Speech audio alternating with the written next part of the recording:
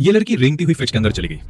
फिर उसने दरवाजा बंद कर लिया। थोड़ी देर बाद लड़की जोर जोर से मदद के लिए चिल्लाने लगी। वो फ्रिज को जोर जोर से हिलाने लगी, ऊपर रखी बोतलें तक गिरा दी, लेकिन उसकी मम्मी बिस्तर पर चुपचाप लेटी रही। लड़की की आवाज को बिल्कुल अनसुना कर दिया। फिर लड़की जमीन पर बैठ गई और अकेले ब्रेड खाने लगी। उसे लगा मम्मी के साथ ब्रेड बांट ले, लेकिन मम्मी उठी ही नहीं, क्योंकि अब उसमें सांस ही नहीं बची थी। लड़की ने मम्मी को झकझोरा। अचानक मम्मी के हाथ से नींद की गोलियों की एक बोतल गिर गई। लड़की को नहीं पता था ये क्या है। उसने एक गोली उठाई और मम्मी से पूछा, मम्मी क्या ये खा सकती हूँ? तभी फोन की घंटी बज उठी। लड़की स्टूल पर चढ़ी। उसने शेल्फ पर चढ़कर किसी तरह फोन उठाया। वो उसके पापा का कॉल था। लड़की ने फोन मम्मी के कान पर रखा, लेकिन मम्मी ने कोई जवाब नहीं दिया। लड़की बोर हो गई तो बालकनी में खेलने चली गई। वहां उसकी डॉल नीचे गिर गई। लड़की रेलिंग के पार झांकने लगी और डॉल उठाने की कोशिश करने लगी। पड़ोसी ने ये सब देखा। उसने जोर से चिल्लाकर लड़की को नीचे उतरने के लिए कहा। लड़की किसी तरह बाल बाल बच गई।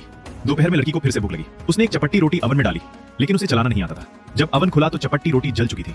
तो लड़की ने दूसरी चपट्टी रोटी सीधी गैस पर रखी और सारे बटन चालू कर दिए। चपट्टी रोटी में आग लग गई। लड़की ने फूंक मारकर बुझाने की कोशिश की, लेकिन आग नहीं बुझी। आखिरकार चपट्टी रोटी पूरी तरह जलकर राख बन गई।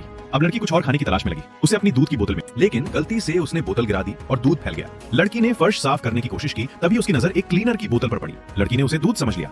उसने क्लीनर को दूध की बोतल में डाल दिया और उसे अपना खाना मान लिया। लेकिन सौभाग्य से बोतल फिर से गिर गई। वो नकली दूध अब नहीं पिया जा सकता था। अब लड़की को मम्मी का दूध चाहिए था, तो वो फिर से मम्मी के कमरे में गई। वो बिस्तर पर चढ़ गई और मम्मी के कपड़ों के बटन खोलने लगी, लेकिन जैसे ही उसने मम्मी के ठंडे शरीर को छुआ, उसे एहसास हुआ कि कुछ तो गड़बड़ है। वो जोर जोर से रोने लगी। फिर लड़की थक गई और मम्मी पर लेटकर सो गई। तभी फिर से पापा का फोन आया।